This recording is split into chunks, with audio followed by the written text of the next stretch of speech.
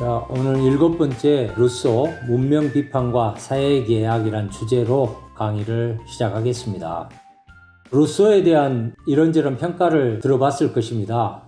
프랑스 계몽주의 시기 사상가다, 프랑스 혁명의 예언자, 또 문명 비판론자, 자연으로 돌아가라를 제창했다. 루소 하면 또 사회계약론을 주장했고, 또 교육과 관련해서 자연주의 교육론, 자유교육론을 주장한 사상가로 평가되고 있습니다. 또 자식을 고아원에 넣어버린 교육사상가다라고 하는 이런 비난도 루소에게는 붙어 있습니다. 루소는 1712년 스위스 제네바에서 칼빈 교도 가문에서 시계공의 둘째 아들로 태어났습니다. 출생한 지 9일 만에 어머니가 돌아가셨는데요. 그래서 루소의 삶은 그것 때문인지 모르겠지만 정말 파란만장한 일생이었다, 이렇게 평가할 수 있는데, 루소 스스로도 나는 나의 어머니의 목숨을 앗았다, 나의 출생은 나의 첫 불행이었다, 이렇게 해고하기도 했습니다. 자신의 생명을 어머니의 죽음과 바꾸었다는 죄책감에 시달리면서 살았다고 합니다. 10살 때 7살 위 형이 가출했고, 또 다혈질인 아버지가 퇴역 군인하고 싸움을 해서 고소를 당했는데, 아버지가 제네바를 떠나면서 루소 가족은 해체되어 버립니다. 루소는 나중에 쓴 고백록에서 아버지는 명예와 자유가 손상되는 것을 걱정해서 조국을 등지고 떠날 수밖에 없었다, 이렇게 기록하고 있는데요. 루소의 고향 제네바는 스위스의 프랑스어권 중심 도시인데, 이 도시의 유명 인사들, 종교개혁가 켈빈, 또 계몽주의 프랑스 철학자 볼테르, 그리고 철학자 루소를 배출한 것을 이 도시 사람들은 매우 자랑스럽게 생각한다고 합니다. 일찍이 가족이 해체되었기 때문에 루소는 주로 고모 손에서 양육되고 정식 교육을 받지는 못했다고 합니다. 라틴어, 조각과 음악을 약간 배웠고 식물 연구에 관심을 가지고 있었다고 합니다. 어렸을 때 아버지와 함께 플루타르크, 영웅전 등 다소간의 고전을 읽었던 것 같습니다. 12살에서 16살 때는 제네바의 시법원 사무실에서 필사하는 일, 그리고 또 동판 조각사 견습공으로 일했는데, 주인의 폭력에 시달리다가 일을 곧 그만두고 16살이 되었을 때 제네바를 떠나서 프랑스로 가서 오랜 방랑 생활을 하게 됩니다. 이 루소의 고백록에 보면 고향을 떠난 대목을 이렇게 회고하고 있는데, 인용을 해보면 나는 나의 종교, 조국, 가족, 친구들 품속에서 마음에 맞는 한결같은 일을 하며 편안하고 평화로운 삶을 살았을 것이다. 나는 선량한 기독교인, 선량한 시민, 한 가정을 이끄는 선량한 아버지, 선량한 근로자, 그리고 다른 모든 관계에서 선량한 사람이 되었을 것이다. 그리하여 평범하고 단순하지만 편안하고 잔잔한 생애를 보낸 다음에 가족의 품속에서 평화로이 눈을 감았을 것이다. 고향을 떠나지 않았다면 그렇게 되었을 것이라는 당시의 루소의 심정의 일단을 우리가 엿볼 수 있습니다. 루소는 개신교에서 카톨릭으로 개종을 하게 되는데, 이 카톨릭 신부 소개로 19살경에 안시 지방으로 가서 과부였던 바랑 남작 부인을 만나게 되는데요. 그 집에서 기거하게 됩니다. 처음에는 농장 일을 돕다가 바랑 부인의 후원으로 음악, 라틴어, 그리고 철학을 공부했습니다. 한 4, 5년 정도 바랑 부인과 공부한 책의 목록이 고백록 6부에 나와 있는데 정말 방대합니다. 로크, 말브랑슈, 데카르트, 라이프니츠 철학을 공부했고, 기하학, 대수학, 라틴어, 그리고 로마 고전과 역사학, 지리학, 천문학 등도 공부했다고 기록하고 있습니다. 22살경에 13살이 나이가 많은 이 바랑 부인의 정부가 되었는데, 아마도 이 시기가 평생 불안정했던 루소의 생애에서 가장 안정적이고 행복한 시절이었던 것 같습니다. 그러나 이 바랑 부인의 재정적인 어려움이 겹치고 또 이 부인에게 새로운 남자가 생겼는데 그 질투심 때문에 30살경이 되는 1742년에 이제 루소는 파리로 이주하게 됩니다. 파리에 가서 당시에 계몽주의 철학자들, 디드로 등 또 백화 전서파들과 교류를 활발하게 했고요. 자신이 고안한 악보 표기법으로 명성을 얻을 걸로 생각을 했지만 그렇게 일이 쉽게 풀리지는 않았습니다. 그래서 음악, 교습, 악보, 필경사 일을 하면서 힘든 삶을 살아가게 되는데 이 기간에 잠시 한 1년 정도 이태리 베니스 주재 프랑스 대사관 서기로 일하게 되는데요. 그 일도 곧 대사와 갈등이 빚어져 1년 만에 다시 파리로 돌아오게 됩니다. 루소는 돌아오는 길에 나중에 오랜 시간 자신의 삶의 동반자가 된 호텔 여종업원 출신의 테레스 르바사르와 만나게 되는데요. 그녀와 처음에 동거를 했고 그 이후에 결혼해가지고 약 25년간 결혼 생활을 이어갑니다.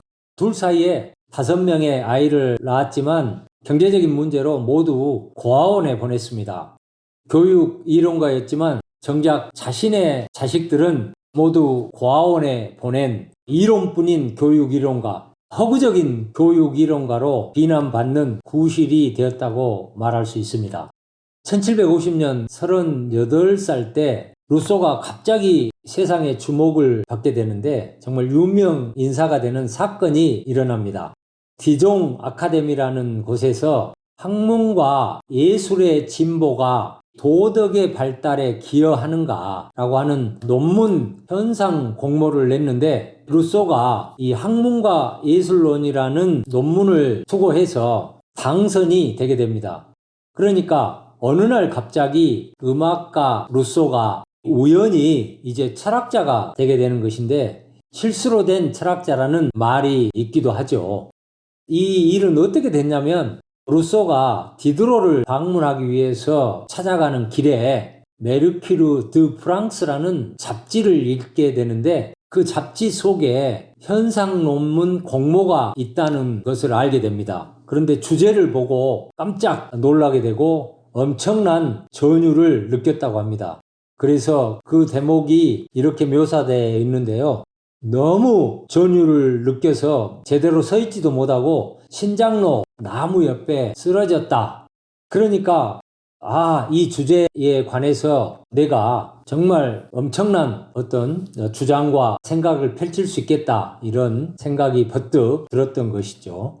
1754년 43살 때 루소는 다시 한번 디종 아카데미 두 번째 현상 논문 공모에 응모하게 되는데요. 인간 불평등 기원론이란 논문으로 상을 타지는 못했지만 다음 해에 이 논문을 이제 출판하게 되는데 두 번의 현상 공모에 응모함으로써 루소는 일약 스타가 되게 됩니다. 이 일로 루소는 고향 제네바에 금이 환영하게 되고 열렬한 환영을 받게 되는데요. 1756년 다시 루소는 이제 파리로 돌아와 데피네 부인이 주선해준 파리 근교의 일명 은자의 집에 귀가하면서 이제 저술 활동에 몰두하게 됩니다. 50세가 되던 해인 1762년에 사회계약론과 에밀 혹은 교육에 대하여라는 두 권의 책을 출판하게 되는데요. 근데 문제가 발생했습니다. 이 에밀에 대해서 소르본느 대학 등이 비난 성명을 발표하고 시비를 걸었습니다. 또 프랑스 의회는 책을 압수하고 불태우라는 명령과 함께 구속영장을 발부하게 됩니다. 루소는 급히 스위스로 도피했는데 자신의 고향인 제네바 당국도 유죄 판결을 내립니다. 그래서 독일 프로이센의 왕의 초청이 있어서 베를린으로 가려고 했는데 마침 영국에서 철학자 휴미 그를 소개해서 1766년부터 약 1년 정도 영국에 거주하게 됩니다. 그래서 오래 못 가고 흉과 불화가 나서 다시 프랑스로 돌아와 방랑을 하다가 1770년경부터 파리에 거주해도 된다는 허락을 받고 이제 파리에서 생활하게 됩니다.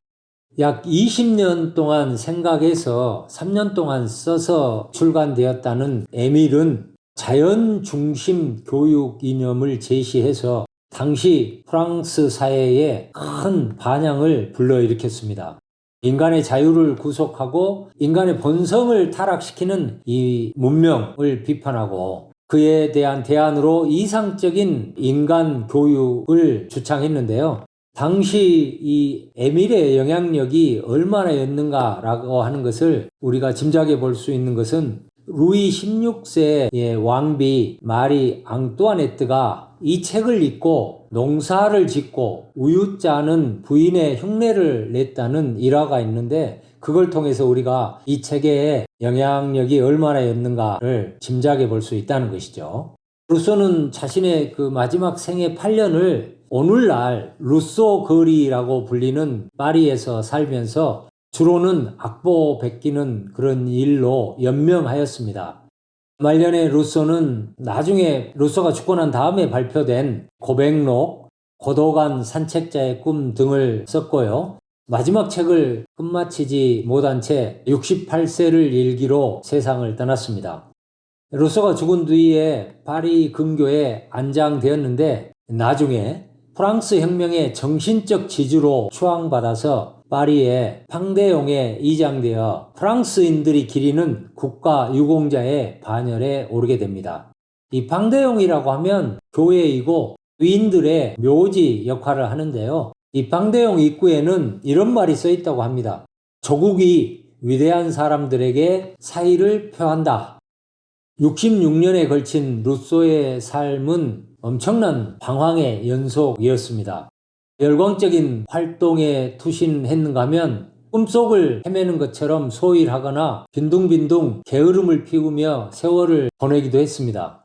당시 가출한 젊은이들이 가졌던 많은 직업들을 전전했고 이를테면 작가 지망생, 수공업 도제, 신부의 조수, 음악 교사, 비서일, 유랑악단, 토지 등기소 직원 등을 전전하다가 나중에는 외교 업무에 서기도 했고 또 악보 써주는 일도 했고 또 음악 관련해서 지휘자, 오페라 작곡가, 희곡 작가 등으로도 일했는데 안정되지 않는 생활 때문에 정말 여러 번 거처를 옮겨야 했고 또 극도로 혼란스러운 시기에는 도둑질도 하고 사기, 무의도식도 자행했다고 루소는 고백하고 있습니다.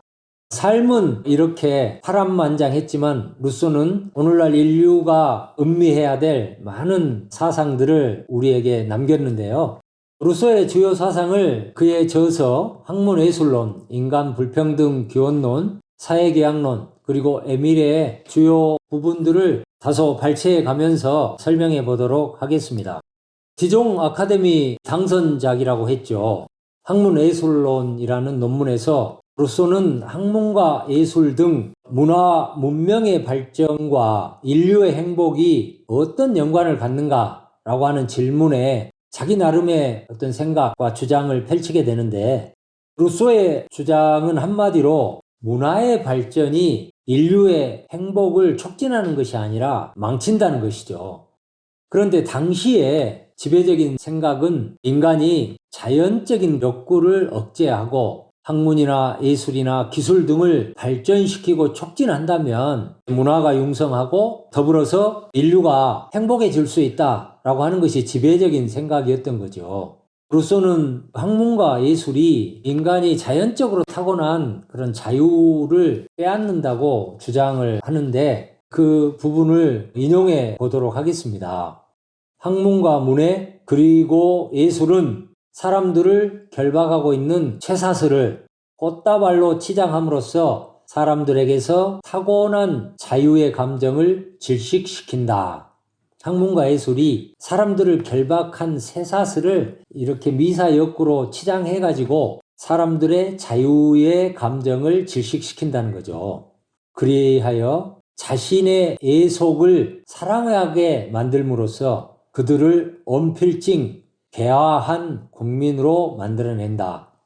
욕망은 왕권을 수립했으며 학문과 예술은 그 왕권을 공고히 해 주었다. 그러니까 학문과 예술이 인간의 타고난 자연적 자유를 박탈하고 그것들을 미사역구로 치장함으로써 인간을 예속의 상태로 묶어둔다는 그런 진단과 분석인 거죠. 다음 내용을 보면 왜 루소가 그렇게 주장하는지 우리가 짐작해 볼 수 있습니다.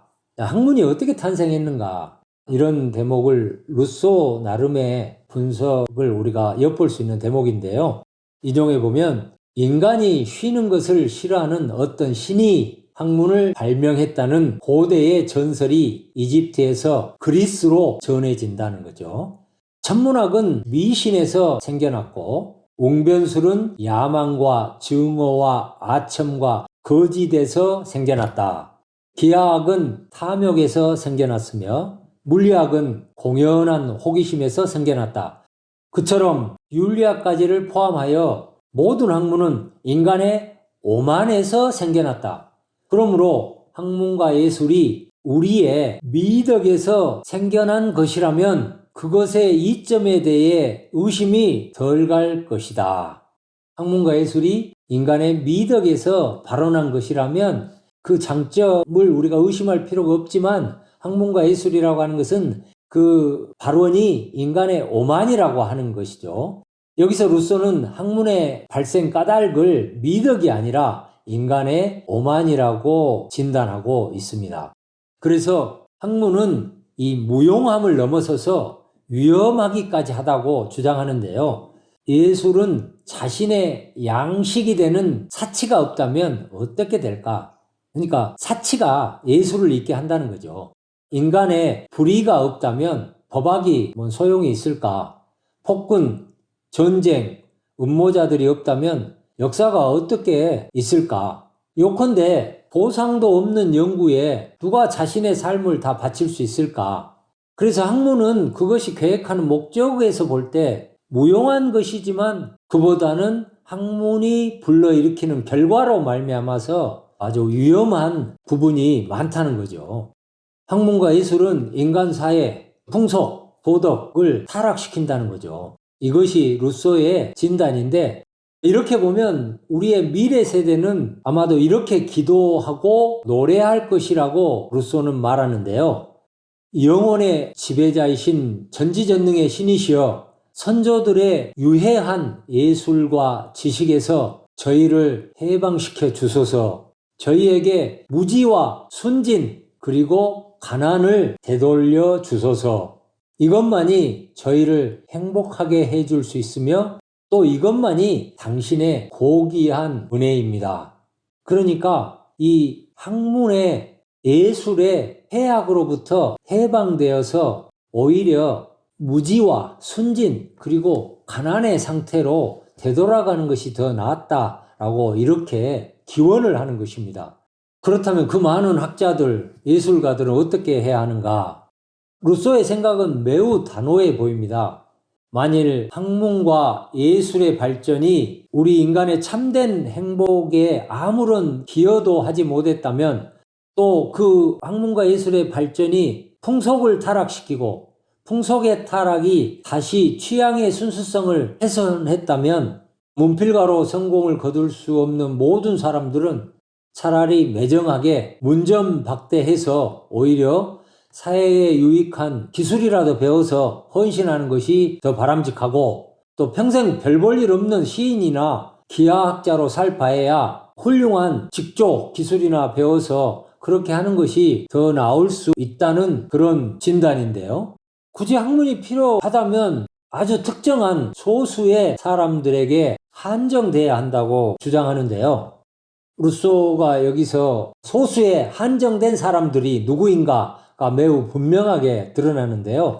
그런 사람들은 이런 사람들입니다. 자연으로부터 제자를 기르도록 명령받은 사람들에게는 선생이 전혀 필요하지 않았다. 여기서 우리는 베이컨, 데카르트, 뉴턴과 같은 인류의 스승들에게는 스승이 없었다. 자기 혼자 이렇게 위대한 인류의 스승이 되고 학자가 됐다는 거죠. 그러니까 학문과 예술에 투신해도 괜찮을 사람들이 있다면 그들은 혼자 힘으로 그 발자취를 따라가면서 스스로 발전시킬 능력 있는 사람들 뿐이라고 하는 거죠. 그러니 인간 정신의 영광을 위하여 기념비를 세우는 일은 그 소수의 자기 혼자 힘으로 위대한 학자가 된 몇 명의 사람들로 한정되어야 한다라는 이런 생각이죠. 어쩌면 루소 스스로도 정규적인 그런 교육 못 받았잖아요. 자수성가 형태로 혼자 독학을 통해서 어쩌면 아주 높은 수준의 학문의 경지에 오른 사람이다. 그러니까 그런 사람들이 필요하다라고 이렇게 진단한 것인지도 모르겠습니다. 이제 좀 정리를 해보면 인간의 선, 덕, 순수함이 학문과 예술의 발전 때문에 사라졌다는 거예요. 따라서 인간의 행복도 사라졌고 문화가 문명이 발전함으로써 도덕의 퇴폐가 왔다는 거죠. 문화가 발전된 모든 사회에서 도덕이 퇴폐하고 또 그것을 규제하려는 법률이 생기고 또 그렇게 되니까 결과적으로 문화가 발전되지 않았던 자연 상태에서보다 이 사회 상태에서 발전된 문명 사회에서 인간이 더 행복하다 이렇게 말할 수 없게 되었다는 거죠. 자, 이런 주장을 자기 나름대로 루소가 학문예술론에서 했는데요. 매우 급진적인 주장을 펼친 거죠. 당연히 수많은 논쟁을 불러일으켰겠죠. 루소는 이런저런 논쟁에 참여하면서 많은 시간을 쏟았습니다. 그리고 이제 종국에는 더 이상 논쟁을 전개하지 못하고 자신의 입장이 무엇인지를 다음과 같이 밝히고 있습니다. 그러니까 이 학문예술론에서 아주 급진적 주장을 펼쳤는데 사실은 내가 주장하고자 하는 내용이 이런 정도다라고 하는 것을 거의 마지막 논쟁에 대한 답을 하면서 밝히고 있는데요. 좀 인용을 해보면 나는 현 사회를 전복시킨다거나 도서관과 책을 모두 불태운다거나 중학교와 아카데미를 없앤다거나 하는 그런 급진적 주장을 하자는 것이 아니다라고 이미 말했다. 여기에서 또 한 가지를 덧붙이자면 나는 사람들에게 최소한의 필요에 만족하라고 강요하지도 않는다는 것을 말했다. 나는 최소한의 필요에 만족하게 함으로써 덕 있는 사람이 되게 하려는 그런 공상적인 계획을 꿈꿀 필요가 없다는 것 또한 잘 알고 있다. 아무튼 나는 내게 물어보았던 것에 대해서 진실을 숨김없이 말해야 한다고 생각했다. 나는 악을 보면서 도대체 그 원인이 무엇인지를 찾아보려고 노력했던 것이다. 그러니까 루소의 생각과 주장은 원인 분석이지 그 대안까지 내가 다 제시한 건 아니다. 이렇게 보면 루소의 생각과 주장은 다소 약화해서 우리가 이해해 볼 수도 있겠다라고 하는 생각을 하는데요. 자, 다음으로 인간 불평등 기원론을 통해서 인간들 사이의 불평등이 어떻게 생겼는가라고 하는 루소의 생각을 정리해 볼 텐데요. 디종 아카데미에서 또다시 주제를 내걸었습니다. 사람들 사이의 불평등 기원은 무엇인가? 그리고 그것은 자연법에 의해서 허용되는가라고 하는 논문 현상 공모를 했는데 루소가 이번에도 인간 불평등 기원론이라는 논문을 냈습니다. 그런데 이번에는 당선되진 않았고요. 그래서 그 다음 해에 1755년에 암스테르담에서 이 책을 출판했는데 아무튼 두 번의 논문 현상 공모에 응모함으로써 루소는 이제 유명 인사가 되었습니다. 인간 불평등 기원론 이 책에 자신의 조국 제네바 공국에 바치는 장문의 헌사를 붙여서 출판하게 되는데요. 루소는 이 책에서 일단 문화의 발전과 인류의 행복의 연관이라고 하는 학문예술론의 테마를 이제 진전시켜서 인간의 어떤 자연 상태에서 출발해가지고 인류의 불행의 근원인 불평등의 그 기원과 그 근거가 무엇인지를 추적하는데요. 우선 먼저 루소가 당시 사회에서 불평등이 얼마나 극에 달한 것인지 루소의 그 문제 상황 파악을 우리가 다음 인용문에서 확인할 수 있습니다. 인용을 하자면 어린애가 노인에게 명령하고 바보가 현명한 사람을 이끌며 대다수의 사람들이 굶주리고 살아가는데 꼭 필요한 최소한의 것마저 갖추지 못하는 판국인데 한 줌의 사람들에게서는 사치품이 넘쳐난다는 것은 명백히 자연의 법칙에 위배된다. 방금 인용한 구절은 인간 불평등 기원론 책의 마지막 문단에 나오는 말입니다. 여기서 불평등이 자연의 법칙에 위배된다는 언급이 매우 인상적입니다. 자유를 누리고 행복하게 살았던 자연인과 비교해서 이 문명사회인들의 이 불평등한 삶을 루소가 통렬하게 한 줌밖에 안 되는 사람들에게는 사치품이 넘쳐나고 대다수의 사람들이 굶주리고 꼭 필요한 최소한의 것마저 없는 그런 판국인데 그래서 이런 것들은 자연 법칙에 어긋난다 이렇게 이야기하고 있다는 거죠. 루소는 불평등을 두 가지로 나눠서 설명하는데요. 자, 원문을 인용해 보죠. 하나는 자연적 또는 신체적 불평등이라고 부르는 것이다. 이것은 자연에 의해 정해지는 것으로 나이, 건강, 체력의 차이와 정신이나 영혼의 자질 차이로 성립된다. 그러니까 자연적, 신체적으로 불평등이 있다는 거죠. 또 다른 불평등은 일종의 약속에 좌우되고 사람들의 동의로 정해지거나 적어도 용납되는 것으로 도덕적 또는 정치적 불평등이라고 할 수 있다. 이 도덕적 정치적 불평등은 일부 몇몇 사람들이 다른 사람들에게 손해를 끼쳐 누리는 갖가지 특권들, 이를테면 다른 사람보다 더 부유하다거나 더 존경받는다거나 권력을 더 가지고 있다거나 또는 타인을 복종하게 만든다거나 하는 특권에 의해 성립된다. 방금 인용한 부분을 좀 간략하게 정리해 보죠. 자연적 신체적 불평등이라고 하는 것은 나이, 건강, 체력 차이, 정신이나 영혼의 자질 차이 같은 것이고요. 도덕적, 정치적 불평등은 소수의 사람들이 다른 사람의 희생을 대가로 누리는 부나 명예나 권력 등의 모든 특권을 말하는 것이고 이때 이 사회적, 도덕적, 정치적 불평등은 반자연적인 상태, 즉 인위적 문화로 인해서 생겨나서 인간을 타락하게 만드는 그런 특성이 있다라고 하는 거죠. 방금 우리가 봤던 것처럼 루소는 자연 상태에서는 불평등이 없다라고 거의 느낄 수 없다 이렇게 봤는데요. 그 관련 대목을 좀 인용해 보면 원시의 인간은 일도 언어도 거처도 없고 싸움도 교제도 없으며 타인을 해칠 욕구가 없듯이 타인을 필요로 하지 않고 어쩌면 동류의 인간을 개인적으로 단 한 번도 만난 적 없이 그저 숲속을 떠돌아 다녔을 것이다. 지금 자연 상태의 인간을 묘사하는 것인데 그는 얼마 안 되는 정념의 지배를 받을 뿐 욕심이나 정념이 많지 않았다는 거예요. 스스로 자족하면서 자신의 상태에 맞는 감정과 지적 능력만을 갖고 있었다. 원시의 인간은 자신의 진정한 필요만을 느꼈고 눈으로 보아 흥미롭다고 여겨지는 것만을 쳐다보았다. 이 자연 상태에 대한 묘사는 어쩌면 원시 공동체의 그런 인간의 상태를 역사적으로 거슬러 올라가서 말하는 것은 아니고 어떤 사고 실험이다 이렇게 봐야 될 텐데 이 상태의 인간은 기본적 욕구 충족으로 만족하고 다른 사람을 지배할 생각도 할 필요도 없고 자연스럽게 삶을 살아가는 사람이죠.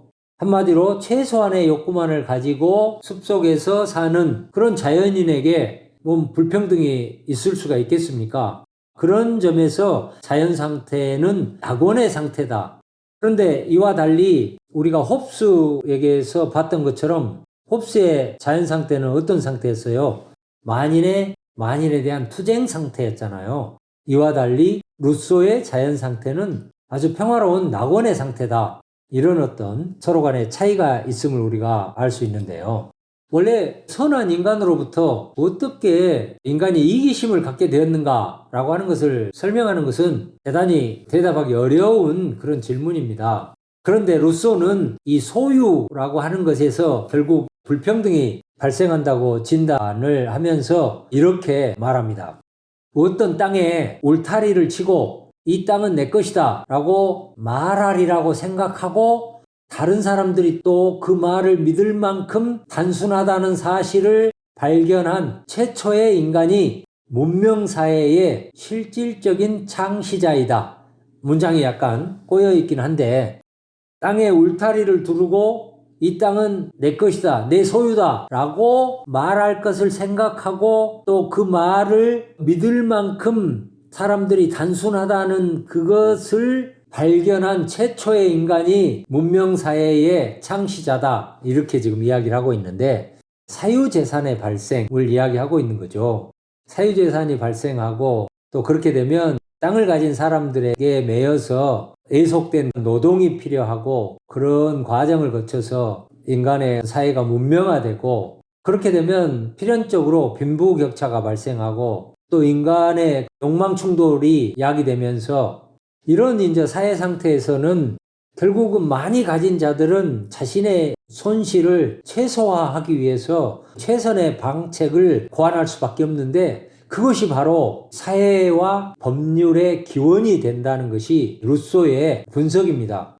대단히 설득력 있는 스토리라고 평가할 수 있겠죠. 법률은 약자에게는 결국 멍해로 강자에게는 새로운 권력으로 되는데 이렇게 됨으로써 결국 인간이 자연적으로 가졌던 자유와 평등이 와해되고 이로부터 인간 불평등이 좀 영구화되고 영속화되는 경향이 나타나는 거죠. 그런데 물론 루소는 사유재산을 완전히 부정한 건 아니고 평등한 분배를 주장했다 이렇게 볼 수 있을 텐데 사유재산을 평등하게 분배해야 된다는 이런 주장은 당시 특권층이 누리는 그런 부의 편중, 집중을 비판하는 것이라고 읽어볼 수 있겠죠.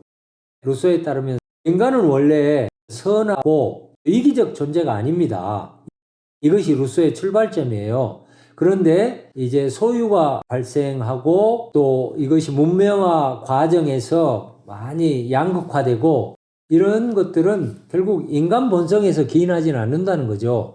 우리가 이 점을 놓쳐서는 안 될 것입니다. 다음으로 사회계약론을 살펴보도록 하겠습니다. 루소는 50세에 사회계약론을 내놓는데 이 책의 부제는 정치적 권리의 원리들입니다. 이 드라테라는 루소 주석가가 이런 말을 했어요. 자유를 지킬 줄 아는 민족들을 위한 책이다. 대단한 상찬이죠.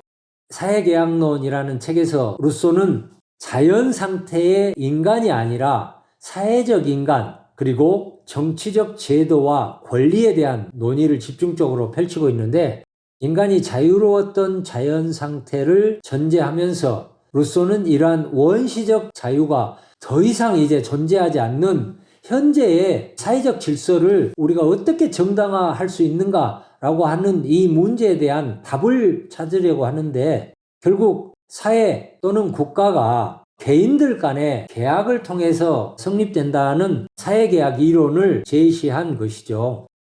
루소의 문제의식은 사회계약론 첫 부분에 아주 잘 나타나 있습니다. 인용을 해보면 인간은 본래 자유롭게 태어났다. 그런데 그는 이제 어디서나 쇠사슬에 묶여 있다. 몇몇 사람들은 자신이 다른 사람들을 지배하는 주인이라고 생각한다. 그러나 그들은 자신이 지배한다고 여기는 그 사람들보다 더 심한 노예 상태에 놓여 있다. 어떻게 해서 자유롭게 태어난 인간이 이런 애속의 상태, 노예 상태에 빠지는 이런 변화가 일어났는가?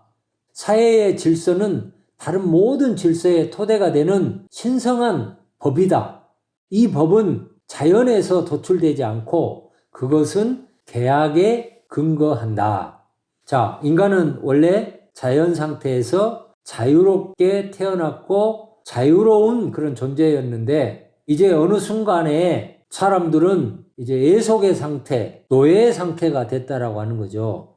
그런데 그런 상태에서 사회적 질서가 법적으로 규정돼야 되는데 그러한 어떤 법적 질서는 자연에서 도출되는 것이 아니고 사회적인 사람들 간의 계약을 통해서 도출된다라고 하는 것이 루소의 문제의식입니다. 그런데 이런 사회계약이라고 하는 것의 근본 원리, 문제는 이렇게 요약 정리됩니다. 모든 공공의 힘으로부터 각 구성원의 신체와 재산을 보호해주는 한 연합의 형태, 그리고 이것에 의해 각 개인은 전체와 결합되어서 자기 자신에게만 복종하고 이전과 마찬가지로 자유로울 수 있는 그런 연합의 형태를 발견하는 것. 이것이 곧 사회계약이 그 답을 주어야 할 근본 문제이다. 자, 사회계약의 근본 문제, 원리는 이 공공의 힘에 의해서, 그러니까 두 가지죠. 개인의 신체와 재산이 보호되고 개인들이 자유로울 수 있는 그런 사회적 연합의 형태가 사회계약의 근본 원리이고 문제라고 하는 거죠. 좀 더 읽어보죠. 사회계약론 제6장 사회계약에 관하여 라고 하는 이 파트에서 사회계약의 내용은 각자가 전체 공동체의 모든 권리를 양도하는 것이라고 정리되어 있는데 인용을 해보면 이 사회계약의 조항들은 그 법의 성격상 엄격히 규정되어 있기 때문에 이 조항들을 잘 이해하면 모두가 하나의 조항으로 귀결된다. 하나의 조항은 뭐냐면 즉 구성원 각자가 전체 공동체의 모든 권리와 함께 자신을 전적으로 양도하는 것. 왜냐하면 각자가 자신을 양도하게 되면 조건은 누구에게나 평등해지고 또 조건이 평등하면 누구도 타인의 조건을 과중하게 만드는데 관심을 갖지 않을 것이기 때문이다. 자, 다시 봐보겠습니다. 구성원 각자가 이 공동체 전체에게 모든 권리와 함께 자신을 전적으로 양도한다. 자신의 모든 권리를 전체 공동체에 이렇게 양도하는 거예요. 그러면 모든 사람이 다 양도를 하기 때문에 평등하게 그 조건이 충족되는 거죠.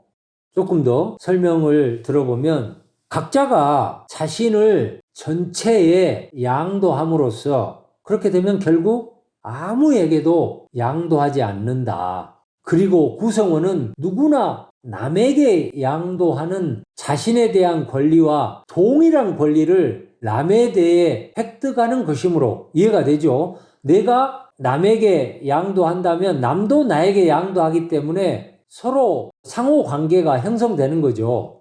그래서 이제 요약해서 보면 아주 중요한 사회계약의 핵심 용어인 일반 의지, 전체 의사라고 하는 용어가 나오는데요. 우리는 각자 자신의 신체와 모든 능력을 공동의 것으로 만들어 일반 의지 혹은 다른 말로는 전체 의사의 최고의 감독하에 둔다. 그리고 우리는 각 성원을 전체와 불가분의 부분으로서 한 몸으로 받아들인다. 좀 어렵죠. 그래서 제가 좀 정리해서 일반 의지라고 하는 것을 다시 한번 분명하게 설명해 보도록 하겠습니다. 일반 의지라고 하는 것은 여기서 지금 사회계약의 핵심 개념입니다. 우리가 각자의 개별 의지의 전체, 총체가 만인의 의지라면 그것과 구별되는 개념인데요. 일반 의지는 뭐냐면 각자의 시민 그리고 도덕적 행위자가 특정 개인이나 집단이 아니라 모두 전체에게 이익이 되는 공동선을 추구하는 의지인 거죠. 그러니까 모든 사람들의 개별 의지의 전체를 말하는 것이 아니라 그 전체 공동체의 공동선이라고 그것을 추구하는 의지가 일반 의지라고 하는 거죠. 다시 말하자면 일반 의지라고 하는 것은 개인의 자유와 공동체의 공동선의 가치를 극대화하는 그런 원리로 해석될 수 있는데 우리가 그런 공동선을 추구하는 일반 의지에 우리의 권리를 양도 위탁함으로써 우리는 일정하게 제한되지만 자유와 평등권을 갖는 시민이 되는 거죠. 그래서 이제는 자연 상태에서의 그런 자유와 달리 일반 의지에 의해서 일정하게 제한되는 시민으로서의 자유를 갖게 되는 거죠. 이렇게 우리가 일반 의지를 갖게 되는 근원은 바로 인간이 본래적으로 선한 심성을 갖고 있다는데 그 근거를 두고 있다. 이렇게 설명을 드릴 수 있겠습니다. 자, 홉스하고 비교해서 설명하면 루소의 생각과 주장이 무엇인지 좀 더 분명해질 텐데요. 일단 홉스에서 자연 상태는 만인의 투쟁 상태였다면 루소에게서는 그것은 낙원의 상태다. 이렇게 이야기할 수 있겠죠. 차이점은 그 모든 권력이 루소에게서는 국민의 주권으로부터 나온다는 국민 주권 원리를 분명히 한 것이라고 한다면 홉스에게서는 주권자와 시민 사이의 계약인데 그런 것이 아니라고 하는 거죠. 루소에 따르면 국가를 성립시키는 계약은 다수의 개인들이 한 국가를 형성하는 행위로서의 계약이고 이 계약 이후에 국민은 주권자를 선택하여 그에게 주권을 단순히 위임하는 그런 형태가 된다는 거죠. 그런 점에서 루소와 홉스의 사회계약론은 차이가 있다. 이렇게 말씀드릴 수 있겠습니다. 이제 마지막으로 루소 스스로 자신의 저서 중에서 가장 탁월하고 중요한 작품이라고 말한 에밀 교육에 대하여 간략하게 논의해 보겠습니다.